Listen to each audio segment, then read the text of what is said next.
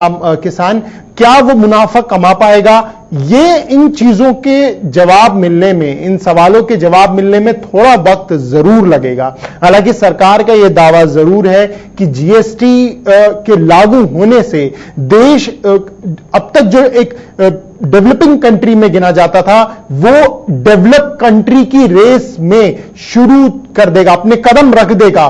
तो यानी एक बहुत बड़ा कदम सरकार का यह दावा है कि उनकी तरफ से लिया जा रहा है, ऐतिहासिक कदम है, उन्होंने कहा है। वहीं कृषि सेक्टर में, क्योंकि भारत के अंदर कृषि सेक्टर सबसे ज्यादा प्रणय, एक छोटी सी यहां पे शंका मेरे मन में गहरा रही है, वो ये कि किसानों की बात जब हम करते हैं तो सोच रहे थे कृषि उन्होंने किया, बीज खाद तमाम तरह की चीजें, लेकिन किसानों की आय को बढ़ाने के लिए भी कई तरह के उन्हें मुहैया कराए जाते हैं, योजनाएं हैं जिसमें आप एमएसएमई के जरिए कुटीर उद्योग चलाते हैं। तो किसानों पर क्या असर पड़ सकता है, और यदि किसान उस तरीके से यदि अपनी आय के साधन बढ़ाते हैं तो क्या उस पर भी उसको जीएसटी में रखा जाएगा? बिल्कुल। देखिए पंकज, इस बार इस सरकार में एमएसएमई पर भी काफी जोर दिया गया, क्योंकि छोटे सेक्टर्स जो हैं, जो काम कर रहे हैं देश के अंदर, वो एक बड़ी संख्या में हैं, और इन छोटे सेक्टर्स का जो काम होता है उससे जो अर्थव्यवस्था है उस पर एक बड़ा असर पड़ता है। किसान भी इन छोटे सेक्टर से ही जुड़े हुए हैं। तो यह भी देखने वाली बात होगी कि एमएसएमई जब अब जीएसटी लागू होने के बाद जो ये छोटे सेक्टर्स काम कर रहे हैं एमएसएमई के सहयोग से, उस पर कितना असर पड़ेगा।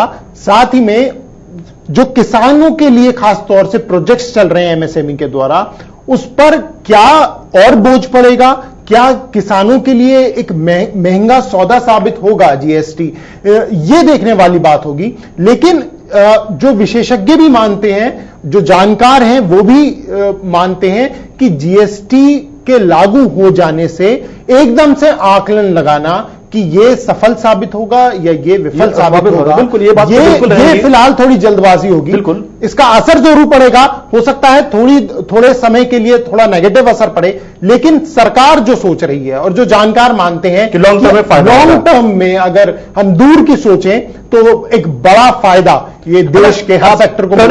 एक चीज और यहां पर सवाल यहां पे मेरे मन में आ रहा है, वो ये कि किसानों को दायरे से बाहर रखा गया है। ठीक है, वो खेती करते हैं और अन्न का उत्पादन करेंगे तो उस पर जीएसटी का कोई असर नहीं पड़ेगा।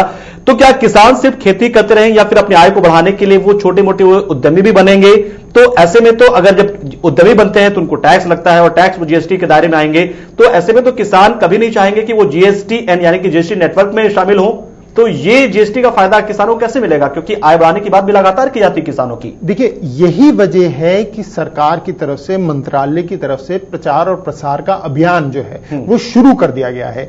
हर राज्य में जिला स्तर पर जो वहां के कृषि मंत्रालय से जुड़े अधिकारी हैं वो किसानों के साथ बैठक कर रहे हैं, उनके साथ उनकी क्लासेस बाकायदा इस बारे में की जा रही हैं कि वो कैसे जीएसटी लागू होने के बाद अपनी आय के स्रोत को बढ़ा सकते हैं।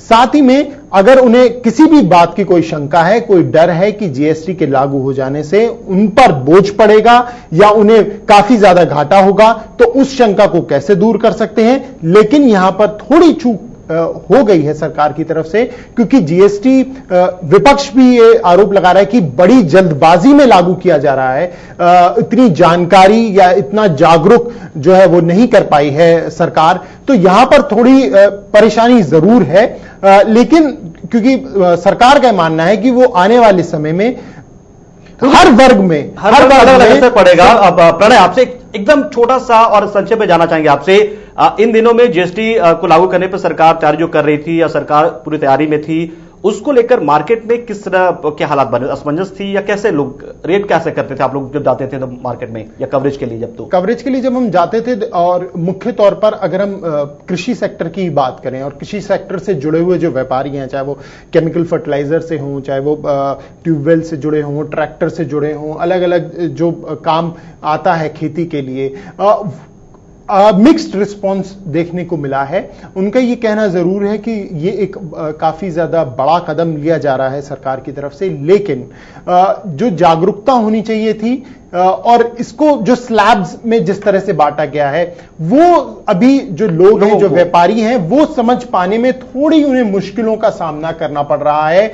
ऐसे में प्रोफेशनल्स को भी वो हायर नहीं इतनी जल्दी कर सकते हैं।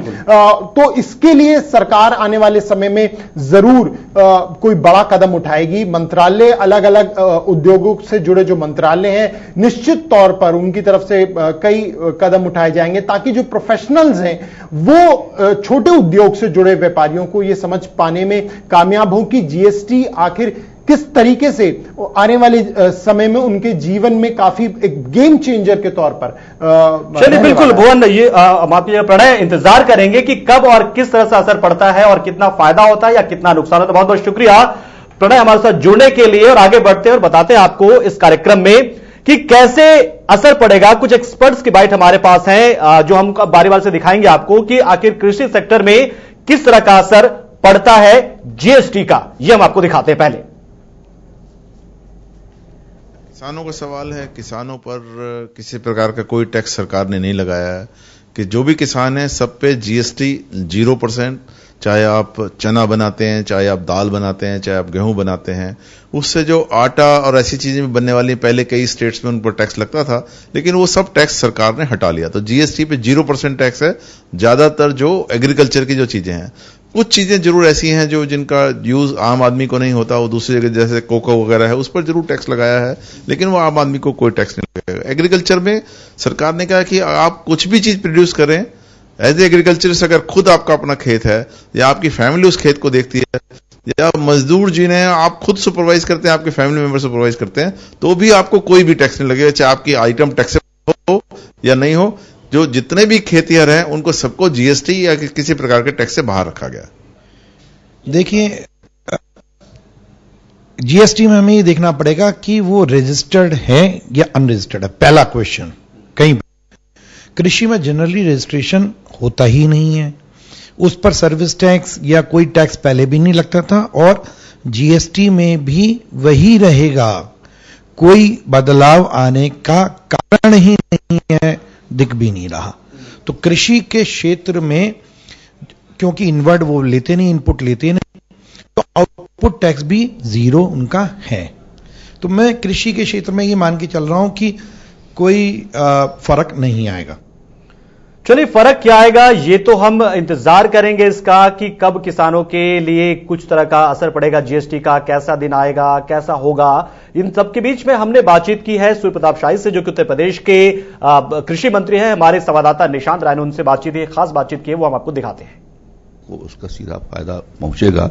जो कर्ज के बोझ से दबे हुए थे या जो खेती कर पाने में असमर्थ थे, उसका भुगतान सीधे किसानों के खातों में आरटीजीएस के माध्यम से भेजा। ये पहली बार ये दोनों चीजें उत्तर प्रदेश के भीतर हुई हैं। 9,70,000 इस साल आवास बनाए जाने का फैसला हमारी योगी जी की सरकार ने किया है। जिस स्तर उठाने के लिए किसानों की योजना के भीतर हम लोगों ने एक खेत तालाब योजना शुरू की। परसों मुख्यमंत्री जी ने लखनऊ के भीतर सभी बैंकिंग सिस्टम के लोगों की बैठक की थी और उनको यह स्पष्ट रूप से कह दिया है कि किसी प्रकार की कोई नोटिस नहीं भेजी जाएगी। सरकार ने किया है, कानून व्यवस्था की दृष्टि से भी मजबूती कसी है, किया है। और जो ये 15 सालों से जो आ रही समस्याएं थी, उनका समाधान 100 दिन के भीतर हो जाएगा ऐसा संभव नहीं है। जैसे स्कीम बनाई और उनके सारे जो बिजली के सरचार्ज थे उसको माफ किए। उससे बहुत बड़ा फायदा भी जो है वो बिजली उपभोक्ताओं को मिला है। पानी छोड़ा है, पानी की व्यवस्था हम लोग करा रहे हैं।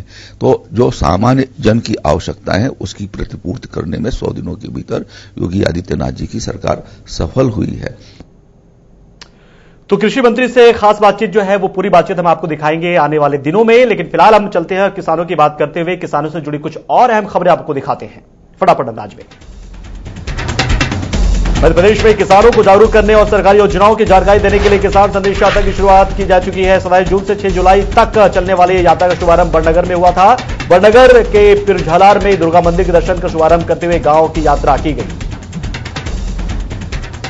संदेश यात्रा में शामिल प्रत्येक गांव के किसानों का पुष्पमालाओं से स्वागत किया गया। विधायक मुकेश पांड्या ने यात्रा में शामिल लोगों की अगवानी की। किसान मोर्चा प्रदेश अध्यक्ष कृष्णचंद्र यादव भी इस दौरान मौजूद रहे। किसानों का स्वागत पुष्पमाला पहना के किया गया और शिवराज सरकार और विधायक के कार्यों को किसानों से अवगत कराया गया। इधर पंजाब के बटाला में गांव संधू कला की ग्राम पंचायत की तरफ से पंचायती काम को राजनीतिक दबाव के चलते रुकवाने के रोष में गांव की पंचायत ने सामूहिक तौर पर इस्तीफा दे दिया। समूह पंचायत सदस्यों ने माननीय पंजाब हरियाणा हाईकोर्ट के आदेशों को लागू न करवाने पर एडीसी को अपना इस्तीफा सौंप दिया। दरअसल गांव के अंदर गुजरती एक 13 किलोमीटर लंबी ड्रेन की जगह पर पिछले लंबे समय से गांव के कुछ किसानों ने कब्जा किया हुआ था। ग्राम पंचायत ने डिप्टी कमिश्नर को पत्र भेजकर ड्रेन की खुदवाई के लिए मदद की अपील की गई थी। पंचायत को पुलिस प्रशासन की मदद के साथ ड्रेन विभाग की तरफ से 2 मशीनों की मदद से ड्रेन पर किए गए गैरकानूनी कब्जे को हटाने के काम को शुरू किया गया, लेकिन कुछ लोगों की तरफ से हुल्लड़बाजी करके मशीनों के चालकों को राह धमकाकर वहां से भगा दिया गया और ड्रेन की खुदाई का काम रुकवा दिया गया।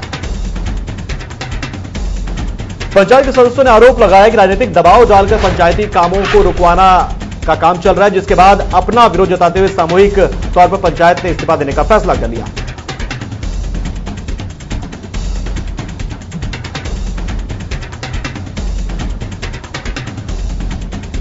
ਇਹ ਸੋਚ ਕੇ ਕਿ ਜਦੋਂ ਸਾਡੇ ਹੱਥ ਵੱਸ ਕੁਝ ਨਹੀਂ, ਅਸੀਂ ਕੁਝ ਨਹੀਂ ਕਰ ਸਕਦੇ ਤਾਂ ਫਿਰ ਸਾਡਾ ਆਪਦੇ ਘਰੇਲੂ ਕੰਮ ਛੱਡਣ ਦਾ ਵੀ ਕੋਈ ਫਾਇਦਾ ਨਹੀਂ। ਉਹਦੇ ਇਹ ਵੀ ਦੱਸਿਆ ਵੀ ਇਸ ਵਿੱਚ ਡਿਊਟੀਆਂ ਲਾਈਆਂ ਹੋਈਆਂ ਸੀ ਔਰ ਪੁਲਿਸ ਫੋਰਸ ਵੀ ਬੜੀ ਹੋਈ ਸੀ ਡਰੇਨ ਡਿਪਾਰਟਮੈਂਟ ਨੂੰ, ਤਾਂ ਕਿ ਉਹ ਡਰੇਨ ਜਿਹੜੀ ਹੈ ਜਿਸ ਤੇ ਨਜਾਇਜ਼ ਕਬਜ਼ਾ ਹੋਇਆ ਉਹ ਚਾਲੂ। बोकारो में 20 गांव अचानक पुलिस छावनी में तब्दील हो गए। इतनी पुलिस देखकर गांव के लोग अचंभित हो गए थे। दरअसल मामला यह था कि महानक्सलवाड़ी किसान विद्रोह अर्ध शताब्दी समारोह की तरफ से जिला प्रशासन से जुलूस और बैठक अनुमति मांगी गई थी, लेकिन प्रशासन ने 28 जून को कार्यक्रम का अनुमति नहीं दी। उसके बाद से 20 गांव में तनाव हो गया और इसको तनाव को देखते हुए छावनी में तब्दील कर दिया गया इन गांवों को।